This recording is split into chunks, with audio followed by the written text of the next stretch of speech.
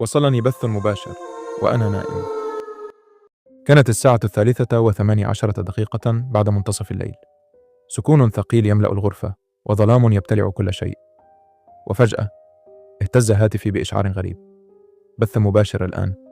تجمدت في مكاني. أنا لم أبدأ أي بث ولم أقم بتشغيل الكاميرا، فمن الذي يبث؟ ببطء شديد أمسكت الهاتف وفتحت الإشعار، وفي تلك اللحظة توقف الزمن. كان الفيديو يعرضني أنا نائما على سريري، نفس الغرفة، نفس الوضعية، لكن زاوية التصوير كانت منخفضة جدا، قريبة من الأرض، قريبة من تحت السرير. حبست أنفاسي وأمعنت النظر في الشاشة. الكاميرا تهتز ببطء، كما لو أن أحدهم يتحرك بهدوء شديد. تحت سريري كنت أرى قدمي وأرى الظلام، لكن في الفيديو كان هناك شيء يتحرك، شيء يتنفس. وفجأة ظهرت يد طويلة شاحبة ومرعبة تخرج ببطء من الظلام، تمتد نحوي، نحو قدمي. أردت أن أصرخ، لكن صوتي اختفى. جسدي شل تماما، وكل ما استطعت فعله هو أن أراقب.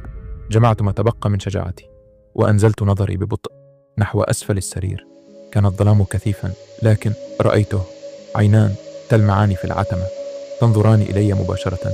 ثم سمعت صوتا خافتا: كنت أنتظرك. ألقيت الهاتف من يدي وصرخت بكل قوتي. أشعلت الضوء بسرعة ونظرت تحت السرير، لكن لم يكن هناك شيء، فارغ تماما. عدت إلى الهاتف.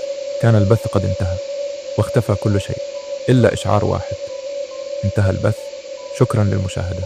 حاولت إقناع نفسي بأن ما حدث مجرد وهم أو كابوس، لكن عندما عدت إلى السرير وصلني إشعار جديد. بدأ بث مباشر جديد.